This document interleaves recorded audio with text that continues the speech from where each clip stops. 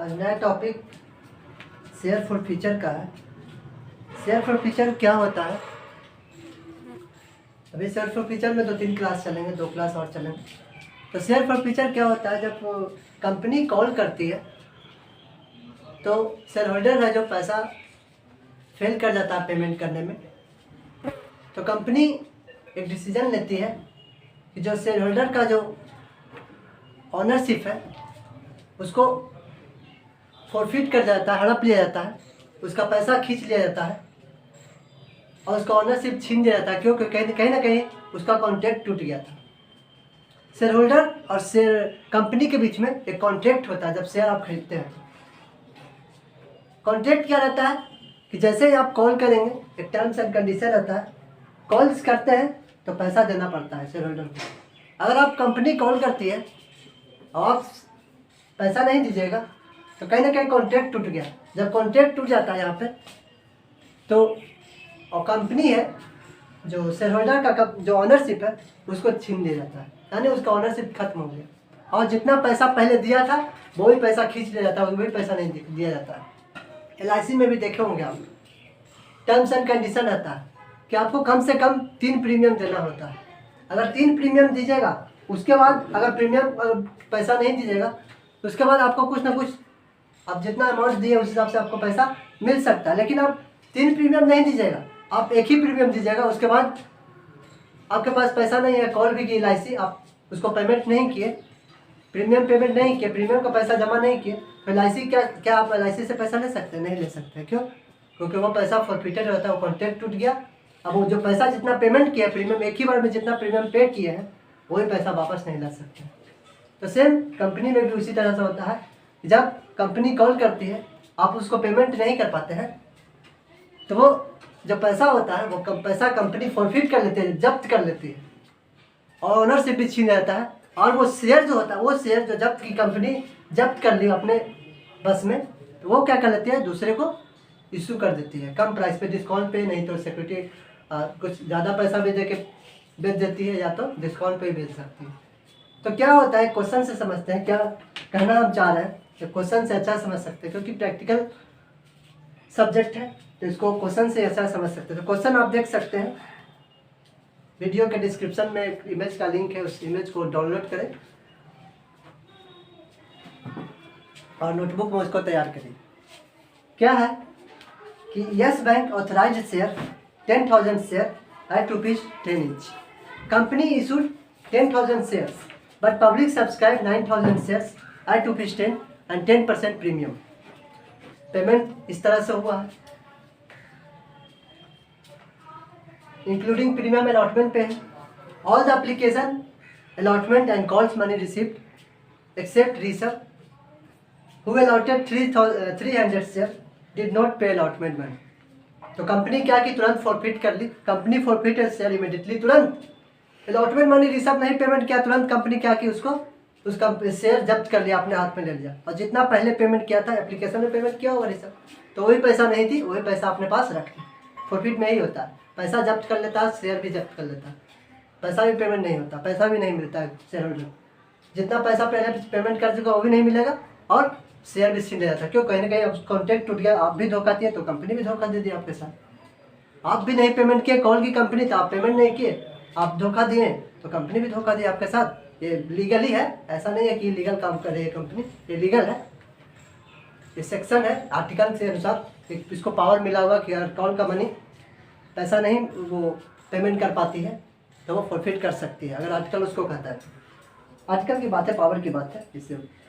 तो क्वेश्चन क्या कहता है, क्वेश्चन को समझते हैं। तो रिसर्व है जो पेमेंट नहीं किया तो 300 शेयर उसको फॉरफिट कर लिया, कंपनी जब्त कर लिया।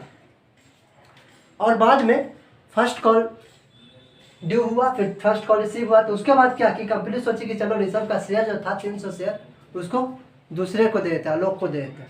आलोक को 200 शेयर भेज दिया, कितना में, ₹7 में, एक शेयर ₹7 में भेज दिया, फर्स्ट कॉल के बाद भेजा। तो जनरलाइज द फॉलोइंग ट्रांजेक्शन को जनरलाइज कीजिए।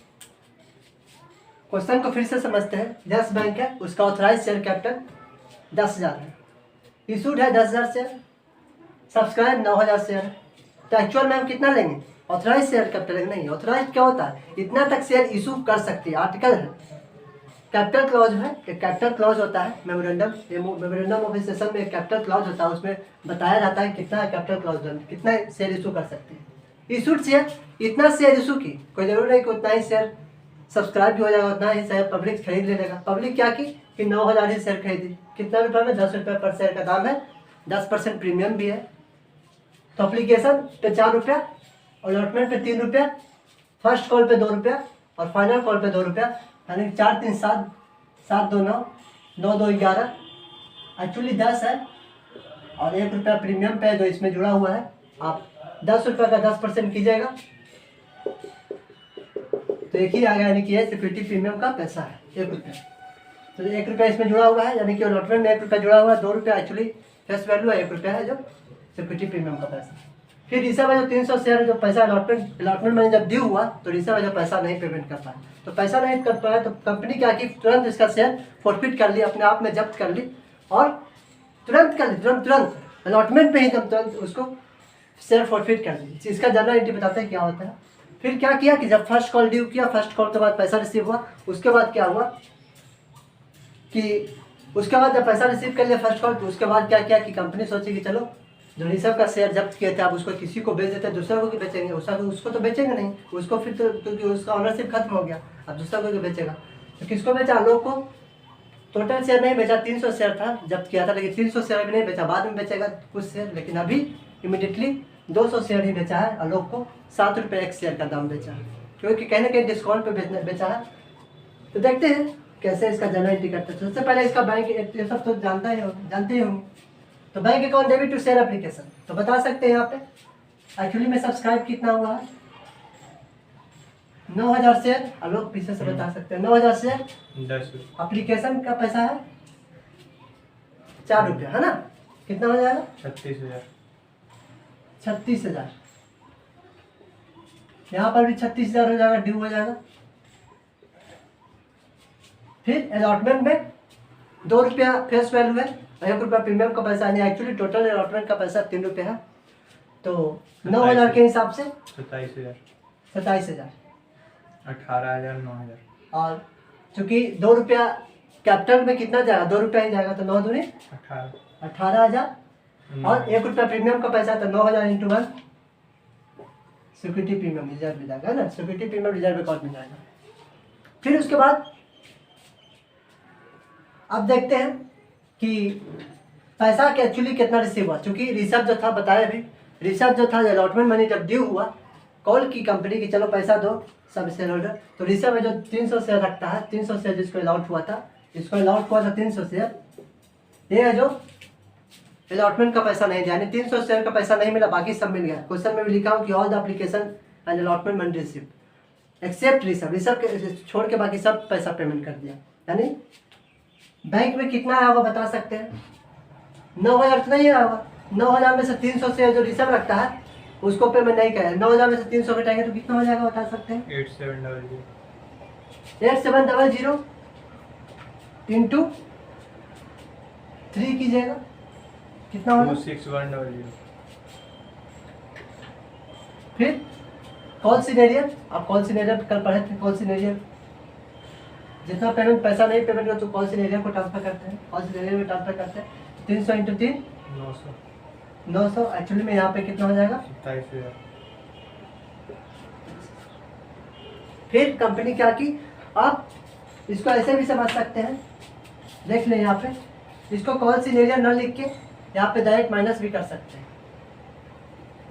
2 मेथड है कॉल सिनेरियर का, एक मेथड तो ये भी सही है, दोनों सही है, ये भी सही है, और दूसरा मेथड है कि आप बैंक अकाउंट में उतना ही ट्रांसफर कीजिए जितना एक्चुअल रिसीव हुआ है। एक्चुअली कितना आपको रिसीव हुआ है? 26,100 बस, और 26,100 यहाँ पर भी लिख दीजिए, खत्म कहानी। 2 मेथड है, पहला मेथड कॉल सिनेरियर अकाउंट को खोल डेबिट किया जाता है, दूसरा मेथड है कॉल सिनेरियर को नहीं लिखा जाता है। Friend call scenario account is not debited, तो ये होगा। 2 मेथड से आप इस क्वेश्चन को बना सकते हैं। पहला मेथड की कॉल सिनेरियर से भी बना सकते हैं, दूसरा मेथड कि कॉल सिनेरियर छोड़ के ही बना सकते हैं, यानी कि माइनस करके डायरेक्ट भी बना सकते हैं। 2 मेथड, हर क्वेश्चन में 2 मेथड होगा, है ना? जिसमें जो भी कॉल सिनेरियर का क्वेश्चन आएगा आप कॉल सिनेरियर डेबिट कर भी सकते हैं, नहीं भी कर सकते, आपको चॉइस है, कभी कभी ऐसा क्वेश्चन आता है कौन सिनेरियो अकाउंट ही खोल दीजिए लेजर बना दीजिए, तो उसमें कौन सिनेरियो अकाउंट बनाना पड़ेगा, क्योंकि यहाँ पे तो बनाना नहीं है, कौन सिनेरियो अकाउंट बनाना है, लेजर नहीं बनाना। तो सिंपल क्वेश्चन भी बना सकते हैं, सिंपली आप ऐसे कर सकते हैं, ये भी सही है, दोनों सही है। तो यहाँ पे कौन सिनेरियो रहेगा तो यहाँ पे टोटल फुल रहेगा, अब कौन सिनेरियो नहीं रहेगा तो जो एक्चुअली आपको रिसीव जो पैसा हुआ होगी। आगे क्या की कंपनी जब्त कर ली, इसके बाद है क्वेश्चन, इसके बाद फर्स्ट कॉल हुआ नहीं, इसके बाद फर्स्ट कॉल नहीं हुआ, इसके बाद देखिए यहाँ पे क्वेश्चन लिखा हुआ कि 300 शेयर जब अलॉटमेंट मनी ड्यू हुआ तो पैसा पेमेंट नहीं किया रिसर्व, उसके बाद क्या किया, तुरंत उसका शेयर फॉरफिट हो गया। फॉरफिट पर करने का मतलब उसका तुरंत शेयर जब्त हो गया। तो जब्त करने का क्या एंट्री होता है जो आप बता सकते हैं? अभी बताइए, जब्त होता है तो क्या होता है, अभी बताए, उसका ऑनरशिप छीन लिया जाता है। ऑनरशिप देने के लिए क्या करते हैं आप उसको शेयर होल्डर बनाए तो क्या करते थे, शेयर कैपिटल क्रेडिट करते थे। जब उसको ऑनरशिप छीन रहे हैं तो क्या करेंगे, शेयर कैपिटल क्या करते हैं, डेबिट कर, यानी कैपिटल अकाउंट जब डेबिट कर देंगे तो कहने का मतलब उसका ऑनरशिप, उतना शेयर का ऑनरशिप खत्म हो गया। तो ऑनरशिप हटाने के लिए क्या करते हैं, शेयर कैपिटल को डेबिट करते हैं। जब शेयर कैपिटल डेबिट हो जाएगा तो कहीं ना कहीं शेयर कैपिटल किसी न कहीं किसी कैपिटल अकाउंट को रिप्रेजेंट करता है जो शेयर होल्डर को रहता है, लेकिन शेयर होल्डर का नाम नहीं लिखते, यहाँ पर शेयर कैपिटल लिखते हैं, क्योंकि ये यहाँ पर एक शेयर होल्डर नहीं रहता, बहुत सारा शेयर होल्डर रहता है, इसलिए किसी पर्टिकुलरली नाम नहीं लिखते, शेयर कैपिटल के नाम से लिखते हैं। तो ऑनरशिप बढ़ाना है तो कैपिटल को डेबिट क्रेडिट करेंगे, और जब ऑनरशिप हटाना है तो कैपिटल को डेबिट करेंगे, तो कैपिटल अकाउंट डेबिट हो गया। फिर आप देखिएगा कि सिक्योरिटी प्रीमियम का पैसा आया है कि नहीं, जो रिसर्व गया, जितना का शेयर होल्डर गया है मेरे पास उतना का पैसा आया है कि नहीं। क्या रिसर्व सिक्योरिटी प्रीमियम का पैसा दिया है? नहीं, सिक्योरिटी प्रीमियम का पैसा नहीं दिया, चूंकि ऑलरेडी बताया गया यहाँ पे क्वेश्चन में दिया हुआ, जो रिसर्व था अलॉटमेंट मनी पैसा ही पेमेंट नहीं किया। एप्लीकेशन मनी दिया लेकिन अलॉटमेंट मनी नहीं दिया। अलॉटमेंट मनी नहीं दिया कहने का मतलब ना सिक्योरिटी का पैसा दिया ना कैपिटल का पैसा दिया। जब पैसा नहीं देता है, जब सिक्योरिटी प्रीमियम रिजर्व को पैसा नहीं देता है तो section 20 according to the section 52 according to the section 52 section 52 क्या कहती है कंपनी एक्ट 2013 का कि जब सिक्योरिटी प्रीमियम रिजर्व का पैसा नहीं मिलता है तो आप यहाँ पे security premium reserve account debit करना पड़ता है। सिक्योरिटी प्रीमियम रिजर्व अकाउंट, क्योंकि इसको पैसा नहीं मिला तो कहीं ना कहीं इसके लिए खर्चा है, पैसा नहीं मिला तो कहीं ना कहीं खर्चा का विषय है, तो खर्चा का विषय है तो इसको डेबिट करो, खर्चा है तो डेबिट करो, security premium reserve account debit होगा। कहीं ना कहीं उसको पैसा नहीं मिला तो खर्चा है, पैसा मिल जाता तो इनकम हो जाता, तो पैसा नहीं मिला तो इनकम तो नहीं है, खर्चा ही है एक तरह का, तो डेबिट इसलिए होता है। यानी सेक्शन 20 कहती है, हम जान मन से नहीं लिख रहे हैं, सेक्शन 20 कंपनी एक्ट का सेक्शन 52 है, सेक्शन 52 कंपनी एक्ट 2013 का कहती है कि सिक्योरिटी प्रीमियम जब का पैसा उसका नहीं मिलता है, वैसा शेयर होल्डर जो सिक्योरिटी प्रीमियम रिजर्व का पैसा नहीं देता है तो उसके लिए security premium reserve account debit करना पड़ता है, जो चाहिए ज़रूरी है। उसका भी क्वेश्चन लेंगे जो सिक्योरिटी प्रीमियम रिजर्व का अकाउंट का पैसा नहीं मिलता है या मिल जाता है, उसका भी लेंगे क्वेश्चन। तो शेयर कैपिटल अकाउंट, हाँ, क्रेडिट किसको करेंगे, जो एक्चुअली आपको पैसा नहीं मिला है। क्या क्या चीज़ का भी पैसा नहीं मिला है आपको, क्या क्या चीज़ का पैसा नहीं मिला, अलॉटमेंट का पैसा नहीं मिला है, जो कॉल सीनियर है उसको क्रेडिट करेगा। यानी कॉल सीनियर क्या है, यहाँ पे अलॉटमेंट का पैसा नहीं दिया, कौन नहीं दिया, रिसर्व पे भी नहीं दिया, रिसर्व अभी अलॉटमेंट का पैसा नहीं दिया तो उसको क्रेडिट करेंगे। कितना पैसा आया है, रिसर्व कितना पैसा पेमेंट किया वही तो फॉरफिट कर लिए, उतना अमाउंट फॉरफिट कर लिए, जब्त कर लिए, उतना अमाउंट रिसर्व को नहीं मिलेगा। क्यों? क्योंकि कहीं ना कहीं धोखा दिया तो हम भी उसके साथ धोखा दे दें, तो उतना अमाउंट शेयर फॉरफिचर में ले जाते हैं। शेयर फॉरफिचर अकाउंट फिर से बताते हैं अच्छा से। सबसे पहले जिसको ड्यू किया जाता है वो पैसा पेमेंट करने में फेल रहता है तो कंपनी उसको फॉरफिट कर लेती है, उसका यानी कि ऑनरशिप उसको छीन लिया जाता है। उसका एंट्री क्या होता है, जहाँ पर छीना जाएगा वहीं पर उसको एंट्री करें। कहाँ पर छीना है, अलॉटमेंट पे छीना है। अलॉटमेंट अगर पैसा नहीं दिया तो क्या की कंपनी उसको फॉरफिट कर ली। फॉरफिट करने का एंट्री क्या होता है, उसको ऑनरशिप हटाया जाता है। तो ऑनरशिप को हटाया तो कैपिटल अकाउंट डेबिट करेंगे। एक चीज़ और सोचेंगे कि सिक्योरिटी प्रीमियम रिजर्व का पैसा दिया है कि नहीं दिया। अगर दिया है, सिक्योरिटी प्रीमियम रिजर्व का पैसा दिया है, दे के आगे नहीं दिया, मतलब सिक्योरिटी प्रीमियम रिजर्व का पैसा दे दिया और जो आगे ड्यू हुआ तो पैसा नहीं दिया, उस हिसाब से उसको सिक्योरिटी प्रीमियम रिजर्व का अकाउंट डेबिट नहीं करेंगे, क्योंकि पैसा दे दिया, सिक्योरिटी प्रीमियम रिजर्व का पैसा दे दिया। लेकिन इस क्वेश्चन में सिक्योरिटी प्रीमियम रिजर्व का पैसा नहीं दिया रिजर्व, तो according to the section 52 company act 2013 कहती है कि सिक्योरिटी प्रीमियम रिजर्व को डेबिट करेंगे, क्योंकि अभी इसको पैसा नहीं दिया है, सिक्योरिटी प्रीमियम रिजर्व का पैसा नहीं मिला है तो डेबिट करेंगे, मिल गया तो उसको डेबिट नहीं करेंगे, केवल शेयर कैपिटल लिखेंगे। आगे क्वेश्चन देखेंगे अगले वीडियो में। फिर क्या करेंगे, क्रेडिट क्या करेंगे, तो क्रेडिट क्या करेंगे, जितना पैसा नहीं मिला अभी तक, कहाँ तक कॉल हुआ, अभी तक तो यहीं तक कॉल किए, अभी एप्लीकेशन कॉल किए, अलॉटमेंट कॉल किए, तो अभी कितना कॉल किए अलॉटमेंट का, जिसमें कौन कौन पैसा नहीं मिला, अलॉटमेंट का पैसा नहीं मिला, अभी तो फर्स्ट कॉल को पैसा तो अभी कॉल ही नहीं किए, अभी तो हम बना रहे हैं कॉल, अलॉटमेंट पे ही बैठे हुए हैं, तो अलॉटमेंट का पैसा नहीं मिला, एप्लीकेशन का तो पैसा दे दिया लेकिन अलॉटमेंट का पैसा नहीं दिया, तो जिसको पैसा नहीं दिया उसको क्रेडिट करेंगे, उसके नाम से, जो जिसके नाम से पैसा नहीं मिला, तो अलॉटमेंट का पैसा नहीं मिला तो अलॉटमेंट के नाम से डेबिट क्रेडिट कर रहे हैं।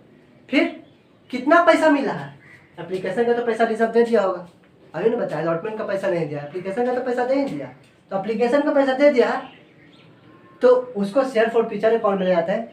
शेयर फॉर फ्यूचर अकाउंट क्या होता है, जितना मनी शेयर होल्डर पैसा पेमेंट कर देता है वो आगे पेमेंट नहीं कर पाता है, तो जितना पैसा पेमेंट किया है कंपनी को उतना कंपनी क्या कर लेते हैं, वो मनी को फॉरफिट कर लेते हैं, अपने आप में जब्त कर लेती है, वो पैसा रिसर्व को नहीं मिलेगा। तो कितना पैसा पेमेंट किया है रिसर्व, इसका 300 शेयर था, 1200 रुपये तो दे दिया होगा, देखो 1200 रुपये टोटल पेमेंट है, यहाँ पे बैंक अकाउंट देखिए 36,000 टोटल पेमेंट है, जिसमें रिसर्व तो पेमेंट किया होगा ना, तो रिसर्व कितना पेमेंट किया होगा, 300 × 4 के हिसाब से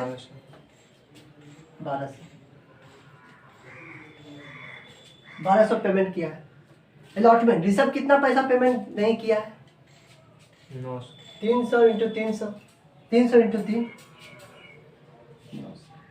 सिक्योरिटी प्रीमियम का पैसा कितना नहीं दिया है, 300 × 1, 300। हाँ, शेयर कैपिटल में क्या ट्रांसफर करेंगे, कितना अमाउंट ट्रांसफर करेंगे, कितना अभी तक कॉल हुआ है, अरे आप जब्त कर रहे हैं शेयर, जिस समय आप शेयर जब्त कर रहे हैं अभी तक कहाँ तक कॉल किए, अभी तक कहाँ तक कॉल किए हैं, अभी तक अलॉटमेंट तक कॉल किया है। टोटल अभी कितना कॉल किए हैं, 4 रुपये यहाँ पे किए हैं और 2 रुपये यहाँ पे किए हैं, 1 रुपया तो सिक्योरिटी प्रीमियम ट्रांसफर कर ही दिए, यानी कि 6 रुपये तक अभी कॉल हुआ है, 2 रुपया अलॉटमेंट के नाम पे और 1 रुपया, एक्चुअली कैपिटल का पैसा 2 ही रुपये है ना, कैपिटल का पैसा तो 2 रुपया है, 1 रुपया तो सिक्योरिटी प्रीमियम का पैसा है, तो अभी तक 6 रुपये तक कॉल कर दिए हैं, जिसमें से 6 रुपये तक कॉल कर दिए हैं, यानी शेयर कैपिटल में 6 रुपये तक कॉल किए हैं। कौन नहीं पेमेंट किया, रिसर्व पेमेंट किया, उसका कितना शेयर था, क्योंकि किसका ओनरशिप छीना जा रहा है, रिसर्व का ओनरशिप छीना जा रहा है, इसलिए तो शेयर कैपिटल अकाउंट डेबिट किया, तो रिसर्व का पैसा ओनरशिप छीना जा रहा है, तो 300 शेयर का ओनरशिप छीना जा रहा है। कितना तक अभी कॉल किए, जितना तक अभी कॉल किए उतना अमाउंट लिखेंगे, 300 × 6 1800 है ना। आप इधर देख लीजिएगा तो बैलेंसिंग फिगर सही रहेगा, यहाँ भी 2100 है, इधर भी 2100 है। अगर आपको share for future account amount नहीं आ रहा है समझ में, तो यहाँ पे आप बैलेंसिंग फिगर भी निकाल सकते हैं, बैलेंसिंग फिगर आ जाएगा 1200, बैलेंसिंग फिगर है शेयर फॉर फ्यूचर अकाउंट को बैलेंसिंग फिगर में भी लिख सकते हैं, बैलेंसिंग फिगर में भी लिख सकते हैं। आगे क्वेश्चन को आप लिख लीजिए, क्योंकि जनरल एंट्री का जो ये है बहुत बड़ा है, इसलिए हम थोड़ा हटाना पड़ रहा है।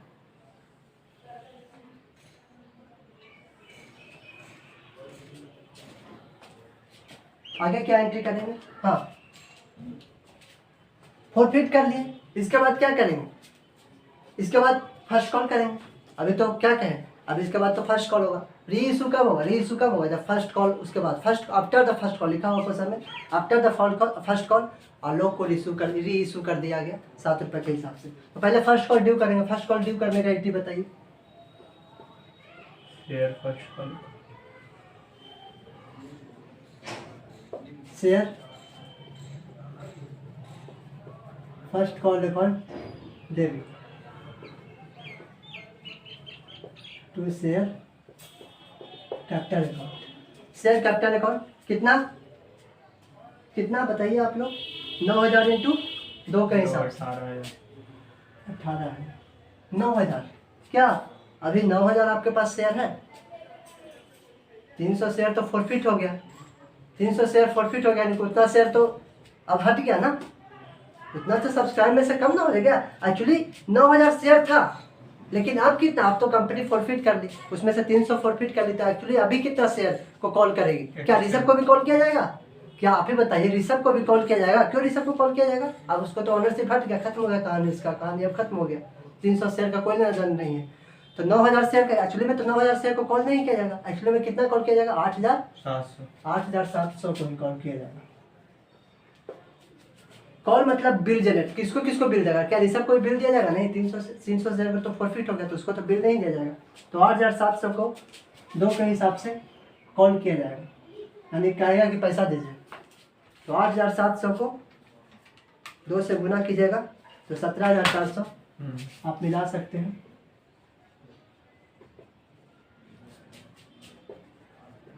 Being first call D. फिर पैसा रिसीव करेगा, कितना पैसा रिसीव करेगा? कितना शेयर का? 9000 शेयर का 8700 का to share first call account.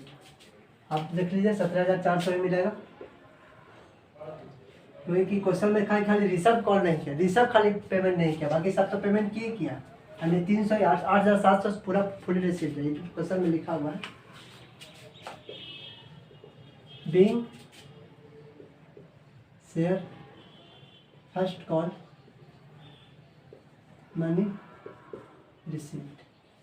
अब क्या हुआ क्वेश्चन में? देखिए कि जब लिखा हुआ क्वेश्चन में कि फर्स्ट कॉल के बाद, आफ्टर द फर्स्ट कॉल, आलोक को 200 शेयर री इशू किया गया। आलोक को 200 शेयर री इशू किया गया, यानी उसको शेयर है जो बेचा गया। कंपनी बेची कि चलो इसको खरीद लो, शेयर को 7 रुपये के हिसाब से, 7 रुपये एक शेयर के हिसाब से उसको खरीद लो। तो खरीदने का क्या एंट्री होता है? Bank account debit to share capital. अभी तक कितना कॉल हो चुका है ये बताइए? फर्स्ट कॉल का अभी तक कितना कॉल हुआ? फर्स्ट कॉल तक कॉल हुआ है, यानी कितना रुपया देना चाहिए था? आलोक को कितना रुपया देना चाहिए था? आप ही के हिसाब से, अब आपको शेयर दिया जाएगा, आलोक को शेयर दिया जाएगा, तो आलोक को कितना रुपये के हिसाब से दिया जाएगा? क्योंकि एप्लीकेशन का ही पैसा ड्यू हो गया है, एप्लीकेशन का ही पैसा मिलेगा उससे कि चलो 4 रुपये और लागू, अलॉटमेंट भी ड्यू कर दिया है 3 रुपये और लागू, फर्स्ट कॉल भी ड्यू हो गया, यानी 2 रुपये और लागू, यानी 4 3 7 2 11।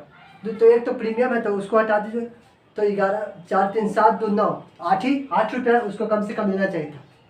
8 रुपया उससे मांगना चाहिए था, लेकिन 8 रुपया उससे नहीं मांगा। कितना मांगा एक्चुअली में? उससे 7 रुपया ही मांगा। तो 7 रुपया मांगा, लेकिन शेयर कितना का दिया गया? शेयर कितना का दिया गया? 7 रुपये का, 8 रुपये का शेयर दिया गया। कितना रुपये में? 7 रुपये में। कंपनी का लॉस है ना, कंपनी को लॉस है ना, ये पैसा लॉस कहाँ से पैसा लाएगी? तो चूँकि ऋषभ का पैसा फॉरफीचर में डाल दिया गया था, तो कहीं ना कहीं कंपनी का इनकम था, तो क्या करेगी? 1200 रुपये का इनकम हो गया था। ऋषभ को तो पैसा नहीं मिलेगा ये, क्योंकि ऑनरशिप उसको छीन जाएगा, उसका पैसा है जो जब्त कर जाएगा। तो क्या करेगी कंपनी? क्या करेगी कि डिस्काउंट पे बेची, डिस्काउंट पे ना भी बेची, लोग को डिस्काउंट पे बेची। 8 रुपये का शेयर 7 रुपये में बेची, 1 रुपया प्रीमियम का हटा दीजिए, 7 रुपये का 8 रुपये का शेयर 7 रुपये में बेची, 1 रुपया लॉस में बेची। क्यों? कहीं ना कहीं ऋषभ से कहीं ना कहीं इनकम हुआ था, इसी से एडजस्ट कर लेंगे, इसी से एडजस्ट कर लेंगे। यानी 1 रुपया कहाँ से आएगा? शेयर फॉरफीचर अकाउंट से आएगा। ऋषभ से कितना पैसा आएगा? ऋषभ को कितना शेयर बेचा है? 200 शेयर। कितना के हिसाब से? 7 रुपये के हिसाब से 1400। लेकिन इसका ओनरशिप कितना का मिला? ओनरशिप कितना को मिला? 200 इंटू 8 रुपये के हिसाब से ना। फर्स्ट अभी तक कहाँ तक ड्यू हो चुका है? अभी तक कहाँ तक कॉल हुआ? फर्स्ट कॉल का। तो फर्स्ट कॉल तक कितना आता है? 8 रुपये आता है। 200 इंटू 8 की जगह तो 200 रुपये और कहाँ से आएगा? तो 200 रुपया एक कंपनी का लॉस है, तो लॉस कहाँ से ट्रांसफर करेगी? शेयर फॉरफीचर से। शेयर फॉरफीचर कहाँ से लाएगा? तो शेयर फॉरफीचर तो ऑलरेडी इनकम है, रिजर्व से जो पैसा जब्त किया था इसी का पैसा यहाँ पे ट्रांसफर करें। यानी कि री इशू करने का एंट्री क्या होता है? अगर री इशू डिस्काउंट पे हुआ है तो क्या करेगी कंपनी कि बैंक अकाउंट डेबिट करेगी। बैंक अकाउंट तो शेयर कैपिटल तो सब में होगा, तो कोई भी जानता है, लेकिन जो पैसा जितना पैसा कम आया है वो शेयर फॉरफीचर से वो उसको एडजस्ट किया जाएगा। Being reissue of share to Alok at 57। फिर पैसा जब्त की कंपनी, तो शेयर फॉर फ्यूचर में इनकम हो गया। देखिए 1200 रुपये का इनकम हो गया।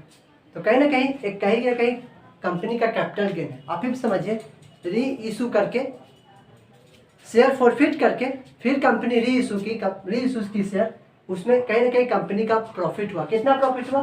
देखिए आप 1200 रुपये का शेयर था, उसमें से 200 रुपया कहीं ना कहीं एक्सपेंस हो गया, खर्चा हो गया। एक्चुअली में 1000 रुपये इसको कैपिटल गेन हो गया। 1000 रुपये कैपिटल गेन हो गया। तो कैपिटल गेन ट्रांसफर करना होता है कहाँ? कैपिटल रिजर्व में। बताया था शुरू में नहीं, जितना भी कैपिटल से रिलेटेड जितना गेन होता है कहाँ ट्रांसफर करते हैं? Capital gain. कैपिटल गेन में ट्रांसफर करने के लिए क्या करते हैं? किससे कैपिटल गेन हुआ है? शेयर जब्त करके हमको प्रॉफिट हुआ। किसको प्रॉफिट हुआ? कंपनी को प्रॉफिट हुआ। तो शेयर फॉर फ्यूचर पहले भी डेबिट था, फिर डेबिट होगा। हाँ, शेयर फॉर फ्यूचर डेबिट हुआ, क्योंकि कहीं ना कहीं कैपिटल रिजर्व में ट्रांसफर करना। वहाँ वाला तो डेबिट होगा। इसको हटाने के लिए क्या करेंगे? क्रेडिट है तो इसको हटाने के लिए क्या करेंगे? डेबिट करेंगे। कहाँ ट्रांसफर करना है? तो कैपिटल रिजर्व में ट्रांसफर करना। तो कैपिटल रिजर्व कौन क्रेडिट करेंगे? वो वाला फॉर फ्यूचर वाला है, वही है, वो एक्सपेंस न हुआ। इसमें एक्सपेंस है, खर्चा हुआ है। कंपनी 8 रुपये का शेयर था, 7 रुपये में किया है, तो कहीं ना कहीं कंपनी का लॉस है ना। तो लॉस कहाँ से एडजस्ट करेगी? क्या कहीं से लाएगी पैसा? जनरल रिजर्व से ट्रांसफर करेगी? नहीं, रिजर्व का ही पैसा से एडजस्ट कर देते हैं। रिजर्व का पैसा जो जब्त किए हैं इसी के पैसा से एडजस्ट कर देते हैं। 1 रुपये का लॉस है तो 1 रुपये से एडजस्ट कर देते हैं। कितना कैपिटल गेन हुआ आप ही बताइए। यहाँ पे वर्किंग नोट निकालते हैं। आप ही बताइए, ये 300 शेयर में ना है, 300 शेयर में 1200 रुपये का प्रॉफिट हुआ। एक्चुअली कितना री इशू हुआ? जितना का री इशू हुआ उतना ही ना आप उसको ये करेंगे, वेटेज देंगे। अब 300 शेयर का तो अभी नहीं, क्योंकि अभी 100 शेयर बिका नहीं है। तो आप 300 शेयर पर कैसे प्रॉफिट निकाल सकते हैं? आप 200 शेयर पर प्रॉफिट निकालिएगा। तो 300 शेयर पे 1200 का प्रॉफिट है, तो 200 शेयर पर कितना प्रॉफिट होगा बताइए आप? 800 रुपये का प्रॉफिट है, जिसमें 200 रुपये तो खर्चा हो गया। 800 रुपये का प्रॉफिट है, जिसमें 200 रुपये तो खर्चा हो गया मेरा। क्यों खर्चा हुआ? क्योंकि जब अलोक को जब री इशू करने लगे उसमें 200 रुपये एडजस्ट किए थे, डिस्काउंट पे इशू किए थे, तो उसको एडजस्ट किए थे 200 रुपये। यानी कि एक्चुअली में मेरा 600 रुपये का 600 रुपये का खर्चा हुआ, 600 रुपये का प्रॉफिट हुआ। कैसे है फिर से देखते हैं। आप ही सोचिए, आपको कितना कैपिटल गेन हुआ? आपको 300 शेयर में कैपिटल गेन हुआ ना, लेकिन एक्चुअली री इशू कितना हुआ? अभी तो 200 शेयर री इशू करें, बाद में भी फिर 100 शेयर री इशू करेंगे। अभी थोड़ी री इशू करेंगे 100 शेयर। तो अभी 200 शेयर जितना फॉर फ्यूचर में इनकम होता है उसको कैपिटल रिजर्व में ट्रांसफर करें। तो अभी कितना कैपिटल रिजर्व में ट्रांसफर करेंगे? अभी 300 शेयर में तो इनकम नहीं हुआ है। 300 अभी चूंकि टोटल शेयर है ना बिका, अभी 200 शेयर बिका। तो अभी वेटेज जैसे आप सोचते हैं, परचेज जितना करते हैं और सेल जितना करते हैं, तो कैपिटल स्टॉक क्लोजिंग स्टॉक क्यों माइनस करते हैं? क्यों क्लोजिंग स्टॉक इसलिए माइनस करते हैं क्योंकि आप जितना परचेज किए उतना का सेल थोड़ी किए हैं। जितना रॉ मटेरियल परचेज किया उतना ना सेल किया, कुछ ना कुछ क्लोजिंग स्टॉक बच जाता है। तो आप उसी हिसाब से ना वेटेज देते हैं, जितना आपने कितना रॉ मटेरियल खरीदा था, इस जो सेल कर रहे हैं उसमें कितना रॉ मटेरियल लगा था, उसमें कितना प्रॉफिट हुआ, ये ना करते हैं। तो यहाँ पर वही करेंगे कि आपने जितना री इशू किया, री इशू करने से आपको कितना प्रॉफिट हुआ। री इशू तो 200 शेयर किए थे, 200 शेयर री इशू किए तो 200 रुपये खर्चा हो गया। और 200 शेयर फॉरफिट करने में कितना इनकम हुआ था? 800। 200 शेयर री इशू करने में 800 का पैदा हुआ था। कैसे निकालें कि 300 शेयर में हमको 1200 रुपये का प्रॉफिट हुआ, इनकम हुआ, कैपिटल गेन हुआ। तो हम तो एक्चुअली में अभी हम कैपिटल गेन में कितना ट्रांसफर करेंगे? अभी तो हम 200 शेयर ही री इशू कर रहे हैं, तो 200 शेयर का ही निकालेंगे। यहाँ पे 800 रुपया आ जाएगा। 800 रुपया हमको प्रॉफिट हुआ, जिसमें 200 रुपया खर्चा हो गया। 200 शेयर का री इशू करने में 200 रुपया हमको खर्चा हो गया। तो एक्चुअली में नेट कैपिटल गेन 600 हुआ, जो कैपिटल रिजर्व में ट्रांसफर होगा। बीइंग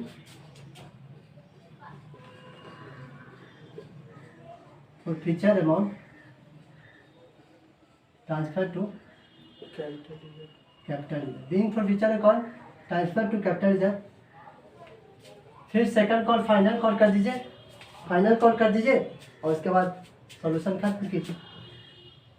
फाइनल कॉल कीजिए, share final call account debit to share capital account, और फिर bank account debit to share final call account being money received being first call due. आप कितना transfer कीजिएगा? आपके पास अभी कितना कॉल कितना शेयर होल्डर को कॉल कीजिएगा, कितना शेयर को कॉल कीजिएगा? क्योंकि हमको 9,000 शेयर था, तो जिसमें से 300 शेयर तो खत्म हो गया, बाकी बचा 8,700 को कॉल कीजिएगा। लेकिन आप ही सोचिए, री इशू तो कर दिए, री इशू कितना की 8,700 शेयर था, प्लस 200 8,700 शेयर को कॉल करना था, लेकिन बीच में क्या किए, री इशू कर दिए। कितना री इशू किया? 200। यदि इतना शेयर होल्डर को कॉल करें कि चलो पैसा दो, कितना के हिसाब से, कितना के हिसाब से क्वेश्चन में आप देख सकते हैं। फाइनल कॉल का 2 अमाउंट है, आप करिए 8,900 का 2 से गुना कीजिए, 8,900 को 2 से गुना कीजिएगा 17,800, तो 17,800,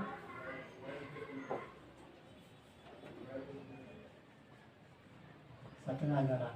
आप ही सोचिए कि यहाँ पे आप ही सोचिए कैपिटल में 600 200 ही क्यों लिए, आप ही सोचिए जी। अब हम फिर से अगर रिज्यूम करते हैं कि जो 100 शेयर और बचा हुआ, क्योंकि अभी 200 शेयर ही इशू हुआ है, 300 रिसर्व का शेयर 300 था, 200 ही शेयर ही इशू हुआ है, तो एक्चुअली अभी 100 शेयर और बचा हुआ है। आप ही सोचिए, अब 100 शेयर को फिर री इशू कीजिएगा, री इशू कर सकते हैं ना, अभी भी री इशू कर सकते हैं 100 शेयर का। तो जब 100 शेयर री इशू होगा तो फिर कुछ ना कुछ फायदा होगा, बेचने से कुछ ना कुछ फायदा होगा, तो जितना फायदा होगा तो फिर 100 शेयर का वेटेज निकालेंगे, उस हिसाब से कैपिटल में ट्रांसफर कर देंगे। तो अब आप समझ में आ रहा होगा कि हम क्या समझ रहे हैं। तो सबसे पहले ये तो सिंपल सा एंट्री है, समझ गए। फिर जहाँ पर आप फॉरफिट कर रहे हैं शेयर को, तो वहाँ तक देखिए कि अभी तक कितना कॉल किए हैं। अभी 6 रुपये का कॉल किए हैं, तो 6 रुपये इंटू इतना। फिर देखिए कि सिक्योरिटी प्रीमियम का पैसा आया है कि नहीं। जब आया है तो कोई बात नहीं, उसको एंट्री नहीं करेंगे। जब नहीं आया है तो उसको एंट्री करते हैं section 52 according to the section 52 company act, तो उसको एंट्री करेंगे। कितना का पैसा नहीं आया है तो उसको क्रेडिट करेंगे, और जितना पैसा आया है उसको क्रेडिट करते हैं। ये अधिकतर ज़्यादातर बैलेंसिंग फिगर में निकाला जाता है, क्योंकि ये भी आपसे निकल जाएगा, ये भी आपसे निकल जाएगा, ये भी आपसे निकल जाएगा। कितना भी कॉल है ये भी आपको पता है, कितना सिक्योरिटी पीरियड रिजर्व का पैसा नहीं आया है ये भी आपको पता है, अलॉटमेंट का पैसा कितना नहीं आया है, क्योंकि अभी जो अलॉटमेंट का पैसा दिया नहीं ना है, रिजर्व पैसा नहीं दिया अलॉटमेंट का। तो जितना कॉल इन एरिया है उसको क्रेडिट करेंगे, और जितना बैलेंसिंग फिगर आएगा वो शेयर फॉर फ्यूचर में जाएगा। और फिर क्या करेंगे, जो कॉल आगे का जो कॉल होगा उस हिसाब से कॉल करेंगे, और जहाँ पे री इशू होगा वहाँ पे फिर री इशू करेंगे। फिर देखेंगे कि कितना कहाँ तक अभी कॉल किया, री इशू के समय कहाँ तक कॉल हुआ है, 8 रुपये तक कॉल हुआ है, तो कैपिटल अकाउंट में क्रेडिट करेंगे। अच्छा, पैसा कितना आया, 7 रुपये आया है, बाकी का पैसा कहाँ से आया, बाकी पैसा तो लॉस हो गया कंपनी का, तो बाकी पैसा कहाँ से लाएगी, जनरल रिजर्व से लाएगी, दूसरा से नहीं लाएगी, क्योंकि रिजर्व से पैसा जो फॉरफिट किए थे इसी से एडजस्ट कर लेते हैं, तो इसी से एडजस्ट कर लिया 200 रुपया। तो इसका एंट्री क्या होगा, bank account debit share for future account debit to share capital.